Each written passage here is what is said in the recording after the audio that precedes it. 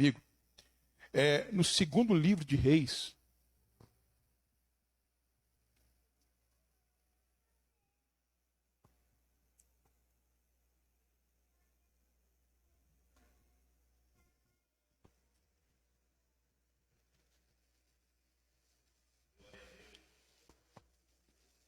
segundo livro de Reis,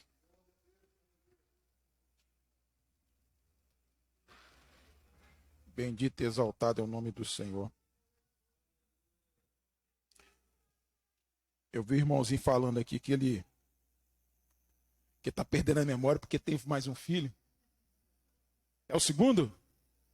É o segundo? Pois é, tem 3 e mais um neto. Então, se eu esquecer alguma coisa, os irmãos vão ter que me perdoar também. Se o negócio é ter filho. 2 Reis, capítulo 4. A partir do versículo 1.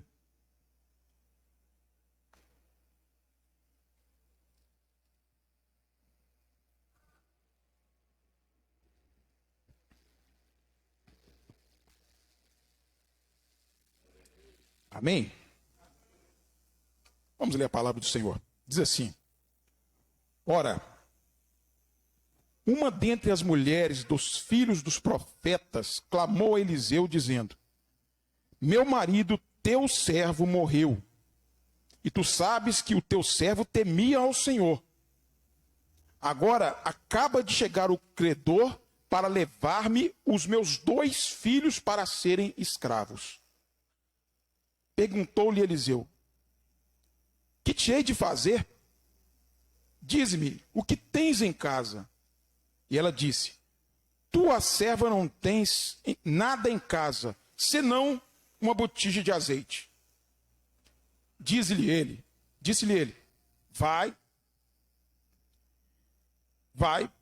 pede emprestadas vasilhas a todos os teus vizinhos, vasilhas vazias, não poucas. Depois entra e fecha a porta sobre ti e sobre os teus filhos, deita azeite em todas essas vasilhas e põe à parte a que estiver cheia. Então ela se apartou dele. Depois, fechada a porta sobre si e sobre seus filhos, estes lhe chegavam as vasilhas e ela as enchia. Cheias que foram as vasilhas, disse a seu filho: chega-me ainda uma vasilha. Mas ele respondeu: não há mais vasilha nenhuma. Então o azeite parou. Veio ela, pois, e o fez saber ao homem de Deus. Disse-lhe ele: vai, vende o azeite e paga a tua dívida, e tu e os teus filhos vivei do resto. Amém? Vamos fechar nossos olhos. Senhor nosso Deus, nosso Pai, em nome de Jesus, nós oramos mais uma vez nessa noite. Agora nós pedimos a Ti que fale ao nosso coração. Abra nessa noite a nossa mente, mais uma vez, para recebermos a palavra do Senhor. E que essa palavra, Deus, entrando em nosso coração, ela possa germinar, crescer e produzir em o nome de Jesus. Amém. Você pode se sentar. Glória ao nome do Senhor. Eu quero usar essa passagem, bem conhecida até, desse livro de 2 Reis, para falar sobre relacionamentos. E é claro que se falar em relacionamentos, eu vou falar um pouco sobre família também. Mas eu quero falar sobre 3 relacionamentos nesta noite. O primeiro relacionamento, que eu acho que é essencial para todo ser humano, toda pessoa precisa ter esse relacionamento. Acho até que a pessoa, querendo ou não querendo, esse primeiro relacionamento ela vai ter. Não tem como escapar desse relacionamento. É um relacionamento com Deus. O primeiro relacionamento que todo ser humano tem é um relacionamento com Deus. A palavra do Senhor, ela vem para nos dizer, nos informar a respeito desse relacionamento. Deus, quando cria o ser humano, Ele cria para poder se relacionar. Eu acho que todo ser humano foi criado para relacionar. Primeiro com Deus e depois entre eles próprios. A Bíblia diz que quando Deus fez Adão, Adão estava no paraíso. E Deus fala, não é bom que o homem viva só. Porque Adão vivia somente ele, só tinha um ser humano na face da terra. Então, Deus cria a Eva para Adão, para que ele tivesse um relacionamento com outra pessoa, com outro ser humano. Mas esses dois, Adão e Eva, tinham um relacionamento com Deus. Adão, antes de se relacionar com Eva, ele se relacionava com o Senhor. Porque a palavra de Deus diz que todos os dias, na viração do dia, o Senhor aparecia no jardim e ele conversava com aqueles dois. Antes que Deus então criasse Eva, provavelmente ele conversava com Adão. Então Adão tinha um relacionamento com Deus. Então Deus cria o ser humano para se relacionar com ele. O homem então tem essa faculdade de se relacionar com Deus. Porém, amados, em determinado momento, o homem, ele desobedece à ordem do Criador. Adão e Eva caem em pecado. E o relacionamento que eles tinham com Deus não termina, mas muda. Eles continuam tendo um relacionamento com Deus. Mas agora não é mais aquele relacionamento de intimidade, de comunhão. Eles agora que caíram em pecado, eles tiveram a morte espiritual e foram separados de Deus.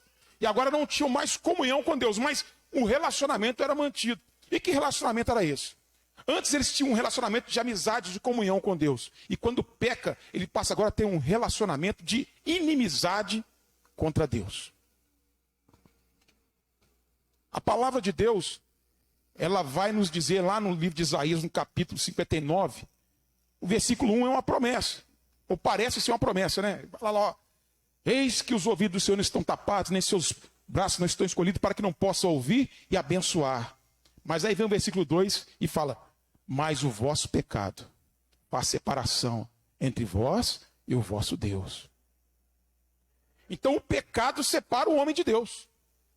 Então aquele relacionamento que era de comunhão, a partir do momento que a pessoa peca, passa a ser um relacionamento de inimizade. Então quem está no pecado está em inimizade contra Deus, está em guerra, está em litígio contra Deus. Então esse é o relacionamento que a pessoa pode ter. Ou um relacionamento de paz com Deus, ou um relacionamento de inimizade. Aquele que tem Cristo, ele alcança esse relacionamento de paz. Porque a palavra de Deus, ela nos diz que Cristo, ele morre para restabelecer, restaurar o relacionamento que o ser humano tem com Deus. Quando você aceitou Jesus como seu Salvador, o seu relacionamento ele foi restaurado com o Senhor Jesus. E eu quero ler dois textos com os irmãos. O primeiro está em Romanos capítulo 5, versículo 1. Romanos capítulo 5, versículo 1.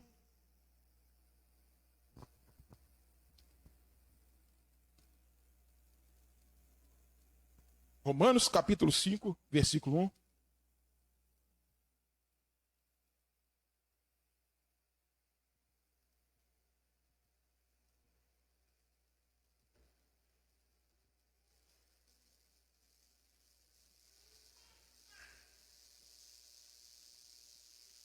Diz assim a palavra do Senhor. Justificados, pois, pela fé, tenhamos paz com Deus por nosso Senhor Jesus Cristo. Justificado pela fé, temos paz com Deus por nosso Senhor Jesus Cristo. Então, em Cristo Jesus, por meio da fé no sacrifício dele na cruz do Calvário, nós alcançamos agora paz com Deus. Então, o sujeito que estava em guerra, que estava em litígio, que mantinha um relacionamento de atrito com Deus, em Cristo Jesus passa a ter um relacionamento de paz com Deus. Em Colossenses capítulo 1, versículo 20 vai dizer, Colossenses 1, 20, vai dizer da seguinte maneira. E que, havendo por ele feito paz pelo sangue da sua cruz, por meio dele, reconciliar-se consigo mesmo todas as coisas, tanto as que estão na terra, como as que estão nos céus. Então, Cristo, no seu sacrifício na cruz do Calvário, ele nos reconciliou.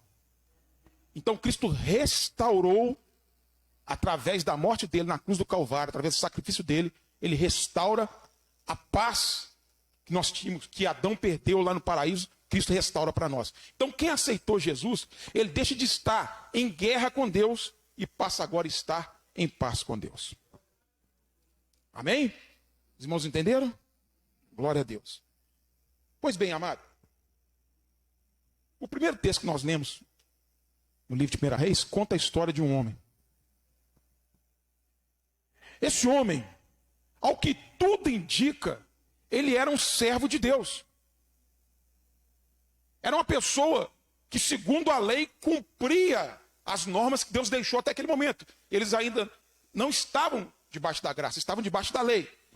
E a pessoa, para ser justificada até aquele momento, era cumprindo os ritos, os rituais da lei. E esse homem, parece que ele era um servo de Deus.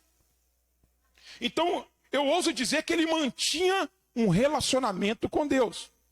Então, Cristo ainda não tinha vindo, e a maneira dele manter o seu relacionamento com Deus era cumprindo a lei. Naquela época existia até uma escola de profetas. E é provável que esse homem fosse um discípulo, talvez de Elias e agora de Eliseu. E era servo de Deus, alguém que cumpria os ritos da lei. Então, servo do Senhor. E esse homem que era servo de Deus, que mantinha um relacionamento dentro da legalidade, dentro da lei com Deus, ele veio a morrer. E ele faleceu. E quando esse homem falece, ele deixa uma viúva com 2 filhos. E um bocado de dívidas para aquela mulher. Sabe, amados, eu estive lendo essa semana a respeito de dívidas, porque há um mito entre nós brasileiros que quando a pessoa morre, a dívida morre com ela. Quem já ouviu falar isso aí? Quando a pessoa morre, a dívida não morre, não. Não morre, não. A dívida fica para os herdeiros. Aliás, não é para os herdeiros, fica para o espólio daquele que morreu. Então, o que a pessoa deixou, primeiro, não é para os herdeiros, não. Primeiro é para pagar as suas dívidas. E depois o que sobrar, aí sim fica para os herdeiros. E a dívida? A dívida fica também. Aquele patrimônio que a pessoa deixa, ele vai cobrir a dívida até o tanto que ele der para cobrir. Se a dívida for maior que o patrimônio, aí sim acabou, porque os herdeiros não herdam as dívidas. Mas o espólio do sujeito fica para poder pagar essas dívidas. Mas hoje em dia, se uma pessoa ela morre e deixa uma dívida tão grande que o patrimônio que ela deixou não seja o suficiente para ela pagar, então a dívida vai até o tanto do patrimônio. O que sobrar, aquela pessoa é chamada, aquele que fez a dívida, a pessoa que deu crédito para aquele que morreu, é chamado de credor. E o credor fica no prejuízo. Então o sujeito vai ali, compra um carro, compra um veículo de 50, 60 mil reais. E ele morre e deixa 30 mil, os 30 mil é para cobrir a parte. E os outros 30 fica por conta daquele que vendeu. A pessoa fica no prejuízo. Porém, a época do texto que nós lemos aqui, não era assim que funcionava o negócio, não.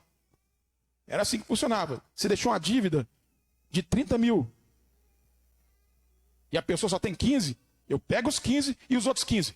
Eu pego seus filhos. E vou vender eles como escravo. Eu vou utilizá-los até que a dívida seja quitada com o trabalho forçado dos filhos.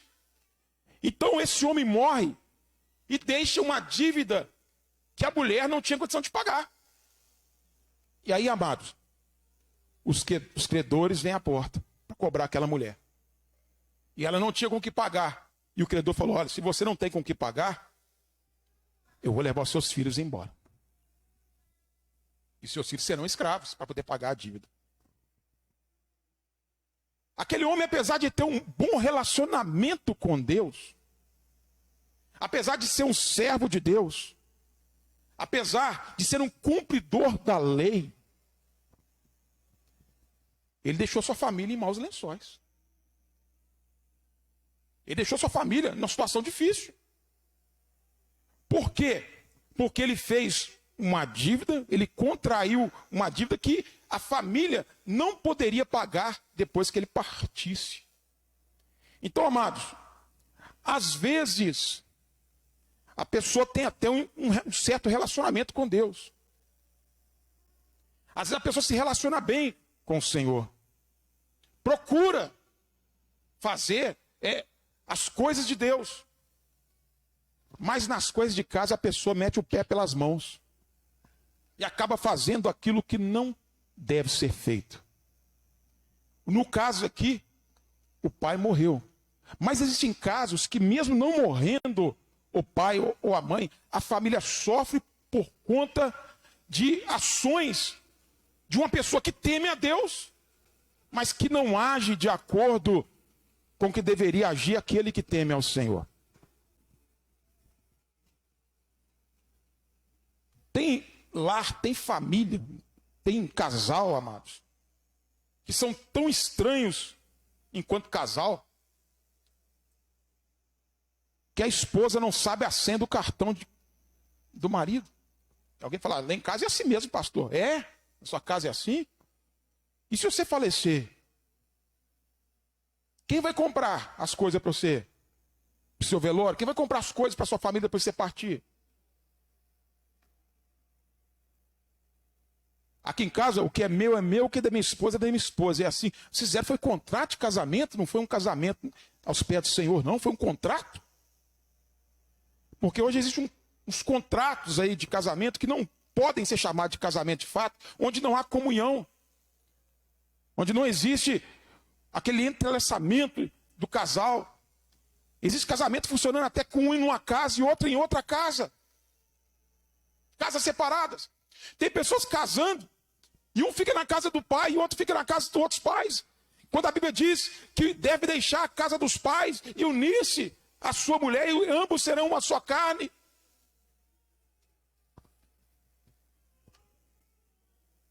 São tipos de relacionamento familiar estranhos à palavra de Deus. Esse sujeito aqui, embora fosse um servo do Senhor, enquanto estava aqui, ele fez ações, ele agiu de maneira a deixar a sua família em maus lençóis. Mas ele era servo de Deus. Mas tem pessoas que não agradam nem a Deus, porque não tem um relacionamento com Deus, e muito menos a família. Mas o que a palavra de Deus, ela nos diz? 1 Timóteo, capítulo 5, versículo 8 diz da seguinte maneira, 1 Timóteo, capítulo 5, versículo 8.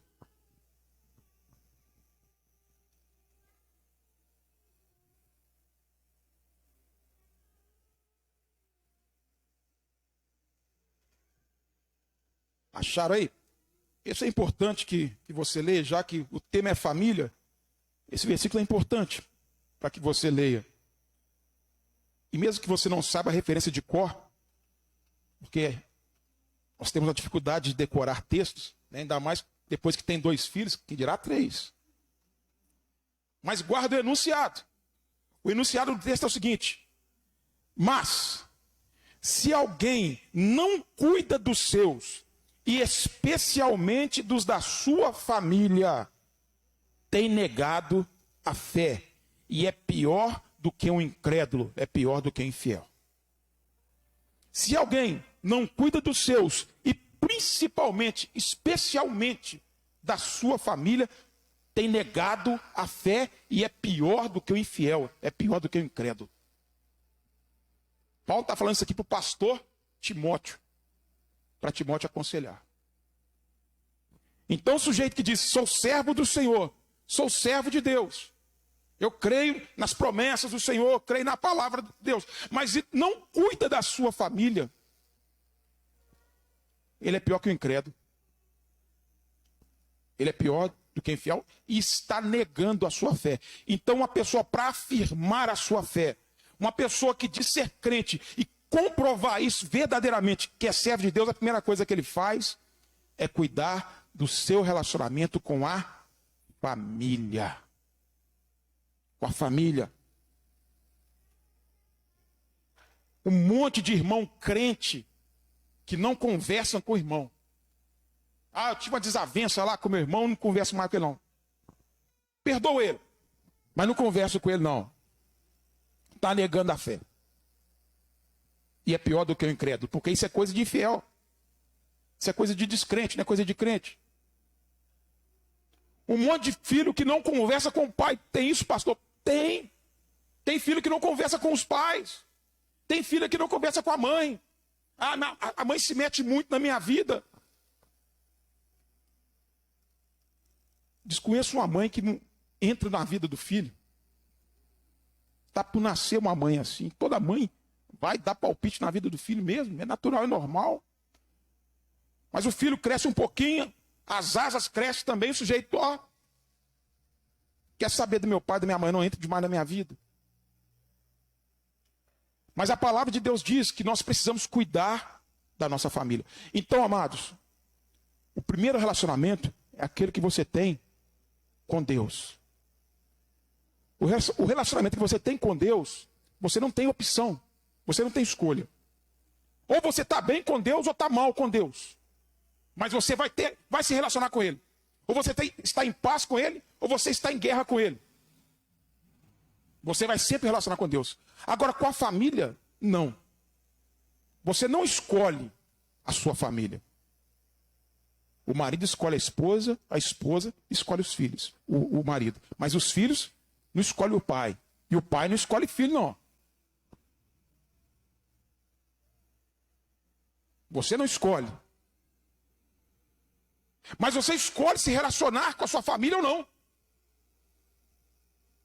Você escolhe ser um pai de verdade ou não. Você escolhe ser uma mãe de verdade ou não. O conselho de Davi para Salomão, quando ele estava para morrer e Salomão virar rei, ele vira para Salomão e fala, ó, seja homem. Seja homem. Salomão, ele até certo ponto obedeceu, depois saiu, desviou do mandado de Davi, do conselho de seu pai. Mas o relacionamento do pai com a família é o relacionamento bíblico, onde o pai, ele é o cabeça da família, e ele é o mantenedor daquela casa. Ainda que a esposa venha ganhar mais, porque hoje as esposas trabalham, venham ganhar mais do que o esposo, do que o marido, mas o papel do mantenedor, o papel do cabeça é do esposo, determinado pela palavra de Deus. E muitos pais, muitos chefes de família, muitos homens se esquivando desse relacionamento familiar e jogando tudo nas costas da esposa. E muitas esposas também vêm usurpar o papel que é do esposo, como cabeça, como mantenedor da casa. O relacionamento familiar precisa ser mantido. Os filhos, eles observam os pais, e aquilo ali é uma espécie de reflexo, de espelho, para que eles possam seguir a sua própria vida. Então, pai e mãe são espelhos para os próprios filhos. Às vezes o teu exemplo, aquilo que você faz, fala muito mais alto do que aquilo que você fala com seu filho.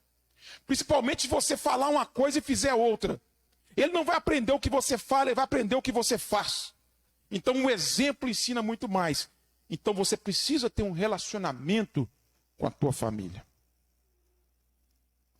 Esse homem era servo de Deus. Mas o que ele fez?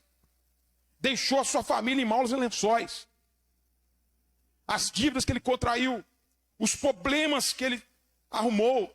Eu não sei quantos anos tinham seus filhos, mas já tinham idade suficiente para serem escravos.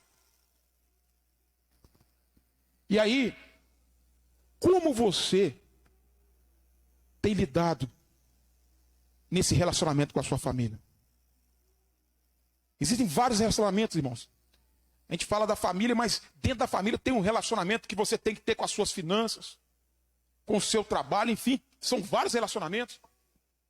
Mas, em especial, como você se relaciona com a sua família.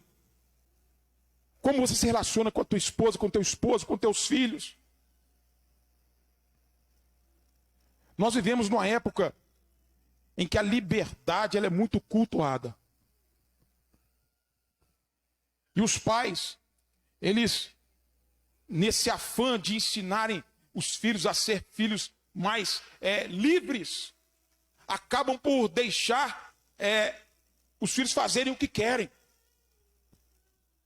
O que também vem deteriorar o relacionamento familiar. Como é o teu relacionamento com teu filho? O seu filho é seu amigo? Ou o seu filho é seu filho? Tua filha é tua amiga ou é tua filha? Muitas dizem assim, não, a minha filha ou o meu filho é o meu melhor amigo ou a minha melhor amiga. E quem que é o pai desse menino, dessa menina? Ou a mãe? Quem é que está chamando a atenção? Quem é que está corrigindo? Quem é que está fazendo o papel do policial ruim? Que é aquele que fala que está errado, que não vai dar certo, que não pode fazer assim. Quem é que está colocando os limites? Então, cuidado com o teu relacionamento familiar. Se nós consideramos que a família é de fato um pilar dessa sociedade, e eu creio que nós precisamos manter esse relacionamento saudável à base da palavra de Deus. Então esse homem morre e sua família fica em maus lençóis. E essa mulher, ela recorre ao profeta, ela vai até o profeta e diz, olha, profeta Eliseu, o meu marido morreu e como o senhor sabe, ele era servo do Senhor. Só que ele deixou uma dívida muito grande. E eu não tenho condição de pagar essa dívida. E o credor falou que vai levar meus filhos como escravos. Me ajuda. Aquela mulher foi recorrer ao homem de Deus, ora. Aquele homem era um discípulo de Eliseu. E ela tinha que recorrer a alguém. E ela recorreu ao profeta. E o profeta ficou sem saber o que fazia. Ao que tudo indica, Eliseu não tinha dinheiro.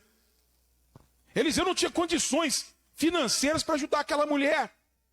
E ele pergunta para aquela mulher, o que você tem em casa? A mulher responde, eu não tenho nada. Eu não tenho nada. Irmãos, que situação difícil que aquela mulher estava. O marido morreu e não deixou nada. Então, amados, pais de família, mães de família, nos preocupemos com o presente e também com o futuro. Nós costumamos dizer que o futuro pertence a Deus. E é verdade. O futuro pertence a Deus, não nos pertence. Mas nós devemos estar precavidos com o futuro. Nós não devemos viver no futuro. Ninguém vive no passado e nem no futuro. Nós vivemos no presente. Mas devemos pensar no futuro. E esse homem, então, deixou a sua família nessa situação. E a mulher falou, eu não tenho nada. Amados, se você não tem nada, não tem condição de acontecer o milagre. Se você não tiver alguma coisa, o milagre não vai acontecer. Tem que ter alguma coisa. Alguma coisa tem que ter. Porque nada vezes nada é nada. Nada vezes nada é nada. E Eliseu, você não tem nada. Ela falou, eu não tenho nada senão, opa. Aí o profeta entendeu, senão, então tem alguma coisa. Senão o quê? Uma botija de azeite. É a única coisa que eu tenho. O que a gente faz com azeite, irmãos? As irmãs da cozinha. O que você cozinha com azeite puro? Não tem farinha? Não tem ovo? Não tem sal? Não tem carne? Não tem arroz? Não tem feijão? Só azeite. O que dá para fazer com azeite? Puro. Nada. Nada. Uma botija de azeite. Para você e para mim é nada. Mas na mão de Deus é a solução. Na mão do Senhor é a resposta. Ainda que seja uma única botija de azeite, para Deus é a resposta. Veja que aquela mulher, ela fala que não tem nada, mas ela tinha uma botija de azeite. Aí Eliseu fala: opa, então você tem alguma coisa. É o suficiente para Deus fazer o milagre. Deus não precisa de muita coisa para agir na tua vida, não. Deus não precisa. Sabe o que Deus precisa para agir na tua vida? Se no caso daquela mulher era uma botija de azeite, no nosso caso é fé do tamanho de um grãozinho de mostarda. Se você tiver fé do tamanho de um grão de mostarda, Deus pode fazer muita, mas muita coisa na tua vida. E aí nós entramos num outro tipo de relacionamento.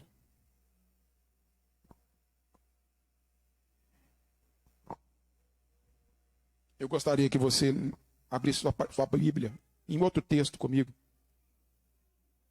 Romanos capítulo 12, versículo 18.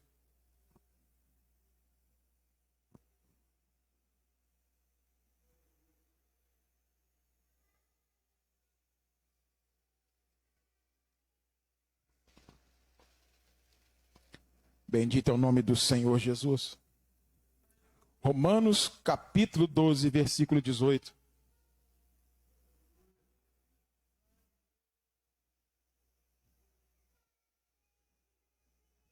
Amém? Diz assim a palavra do Senhor. Romanos 12, 18.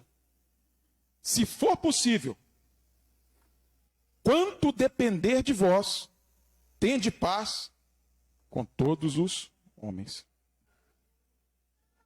Se for possível, enquanto depender de vós, no que depender de você, tenha paz com todos os homens.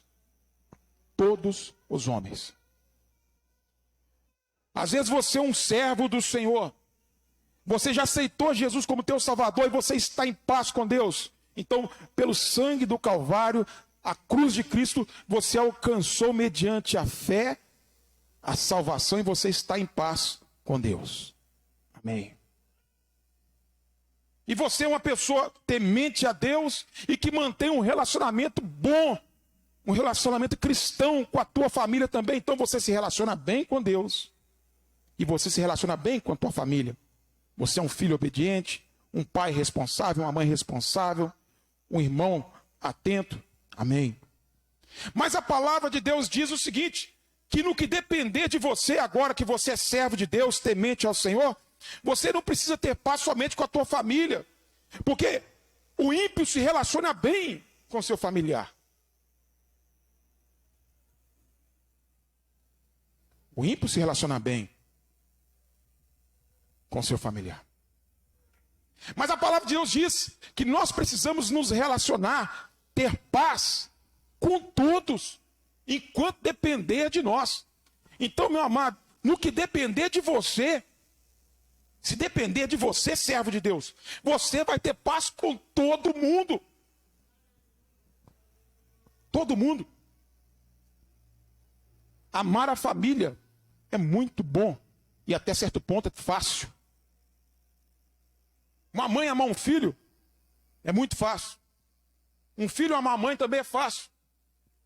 Então, ter paz, embora alguns abram mão dessa paz familiar, mas ter paz um com o outro dentro de casa, amar dentro de casa, é fácil. Agora o difícil é suportar aquele vizinho chato seu. Difícil é ter paz com aquele sujeito que vai construir na beirada do muro, na divisa do muro lá, ó, e está te incomodando. Difícil é ter um relacionamento com aquele teu chefe, que você diz, está pegando meu pé todo dia.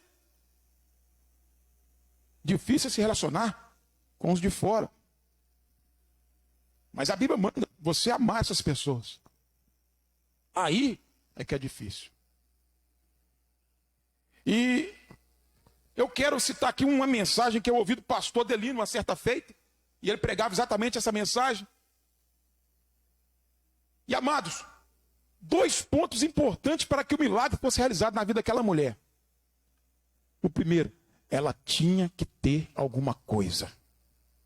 Porque nada vezes nada é nada. só poderia ser multiplicado o azeite se aquela mulher tivesse azeite. Que não fosse azeite, fosse farinha, que não fosse farinha, fosse feijão. Ela tinha que ter alguma coisa para que fosse multiplicado. E a outra coisa que ela tinha que ter, amados, porque Eliseu falou, está fácil fazer o milagre. Então corre e pega as vasilhas. Vasilhas vazias, muitas, não poucas, muitas vasilhas. Porque o milagre vai ser grande. Então pode pegar muita vasilha. Não é só da sua casa não. Já pegou a bacia, pegou os vasos, pegou os potes, pegou tudo. Porque estava tudo vazio. Então tinha muita vasilha vazia naquela casa. Mas vai lá na casa dos vizinhos e pega as vasilhas emprestadas na casa dos vizinhos. E eu lembro que o pastor Delino, quando ele pegou, ele disse assim, ih, agora complicou. Na hora que fala assim, dependendo do crente, fala com ele assim, ó, corre lá na casa do teu vizinho e pega a vasilha emprestada. Ele vai falar, ih, complicou. Vai no vizinho da direita e pede alguma coisa. Não converse com esse aqui não. Então vai no outro. Vai no da esquerda. Ah, esse aqui outro dia passou ali e me olhou. Não conversa com ele também não. Então vai lá no vizinho da frente. Aquele lá brigou com meu filho. Não conversa com ele não. Então vai no de trás. Nem sei quem é. Você não tem nenhum vizinho que você possa pedir alguma coisa, uma vasilha emprestada. Eu não tenho relacionamento com ninguém aqui dessa redondeza. Se aquela mulher não tivesse um relacionamento com os vizinhos, na hora que o profeta falasse com ela, vai lá e pega vasilhas vazias com seus vizinhos para eu fazer o milagre, o que quer dizer? Pode ir embora, profeta. Meus filhos vão ter que ser escravos mesmo. Porque eu não tenho aonde pegar vasilha emprestada, porque eu não converso com vizinho nenhum. Eu não tenho relacionamento com meus vizinhos. O terceiro relacionamento é o que você tem com as pessoas de fora. Que você mantém com as pessoas lá de fora. Amados, ninguém é uma ilha, ninguém sobrevive sozinho. Ninguém. A sua família, ela pode te ajudar. Mas tem ocasiões que você precisa de outras pessoas. Eu me lembro quando eu estava lá no bairro Independência. Não tinha pai, não tinha mãe, não tinha irmão, não tinha ninguém por perto. A minha família passou a ser as pessoas que moravam lá perto de mim. Muitas vezes os irmãos da igreja me ajudou, e outras vezes vizinhos que moravam do lado da minha casa, que nem da igreja eram, me ajudaram. Porque Deus, Ele quer te ajudar. Deus quer fazer um milagre na tua vida. Deus quer abençoar a sua vida, mas para Deus te abençoar, Ele precisa usar pessoas. Deus não desce e vai se materializar num ser para vir aqui te abençoar. Ele vai mandar alguém para abençoar você. E esse alguém pode ser o seu vizinho. Pode ser alguém que está do seu lado, pode ser alguém do seu serviço. Mas muitos de nós somos cristãos, mas não mantemos um relacionamento além da nossa família e a igreja. Porque tantas pessoas têm dificuldade de pregar o evangelho. Porque tantas pessoas têm dificuldade de ganhar uma única alma para o Senhor Jesus. Porque não conversa com ninguém, além das pessoas da igreja e da família. Não mantém relacionamento com ninguém lá fora. Não conversa com ninguém da vizinhança. Não conhece o vizinho que mora do lado de casa. Às vezes a pessoa passa na rua é como se estivesse passando uma pedra. Como anda o seu relacionamento com aqueles que não são da tua família e nem são da igreja? Há condições de Deus realizar um milagre na tua vida por intermédio de alguém que não seja da igreja? Aquela mulher, ao que tudo indica, ela tinha muitos vizinhos e tinha um relacionamento com todos eles.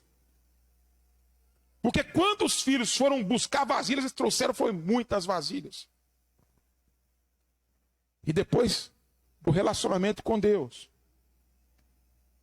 um relacionamento familiar e um bom relacionamento entre os vizinhos, Deus pôde realizar um milagre. Agora traz as vasilhas lá. Você vai fazer o seguinte: entra lá no teu quarto, mulher, e pega essa botija que você tem de azeite e vai despejando nas que estão vazias. E vai despejando. E a mulher pegou a botija de azeite.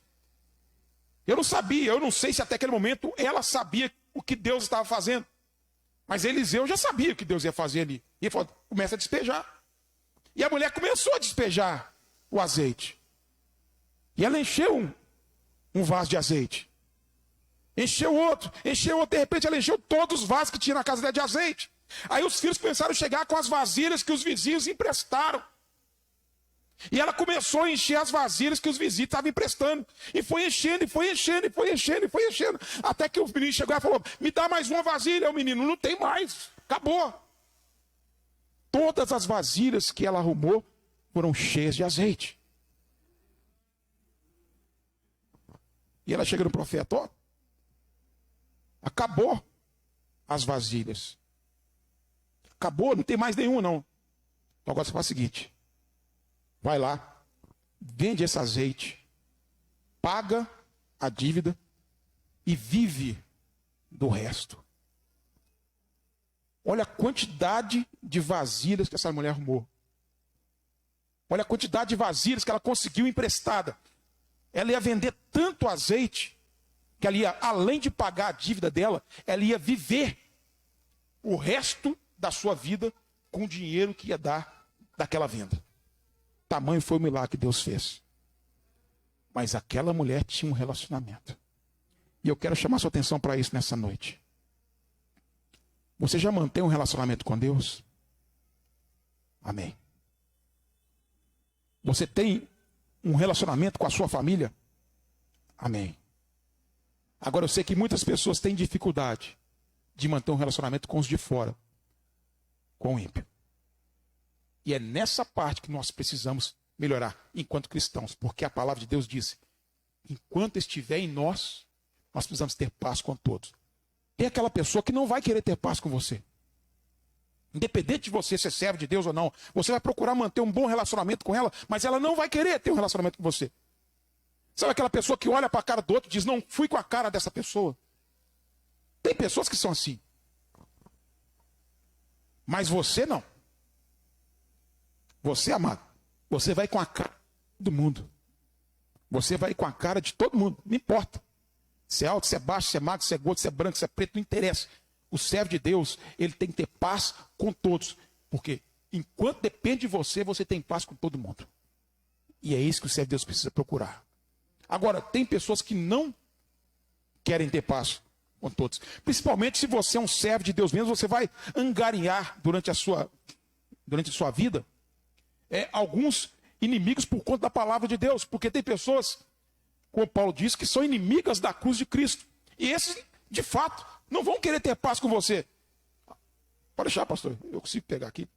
O problema de usar óculos só para leitura é que você lê, é bom para ler, mas depois na hora que você olha, você vê tudo embaçado. Então você tem que tirar. Tira e coloca, e ele cai toda hora no chão. Tem que arrumar uma cordinha daquela de pendurar no pescoço. Irmãos, vamos entregar os pontos. Estamos ficando velho mesmo, né? A verdade é essa. Então, no que depender de você, você precisa ter paz com todo mundo. Paz com todos. Tem aqueles que não vão querer ter paz, mas você precisa. E a palavra de Deus diz o seguinte também lá no livro de Hebreus, nós não vamos ler, mas diz assim: segui a paz com todos e a santificação, sem a qual ninguém verá o Senhor. Então, segui a paz com todos. Uma das coisas que Cristo morreu para nos dar foi paz. Temos paz com Deus, e a partir do momento que você tem paz com Deus, essa paz ela faz parte da tua vida. Você pode ter problema, dificuldade, mas você tem paz com Deus. E essa paz precisa transbordar e você precisa repartir essa paz com os outros. Aquele que quiser vai ter essa paz também, que sairá de você. Então você precisa ter paz nos seus relacionamentos com as pessoas. Meu chefe é chato demais. Não importa.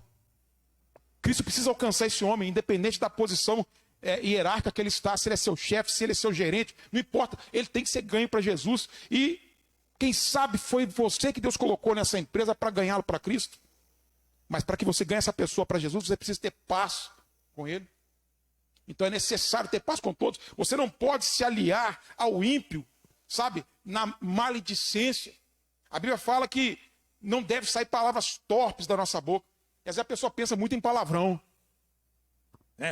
Logo vem nós não podemos falar palavrão. O crente não pode falar palavrão. O crente não deve falar palavrão mesmo, não.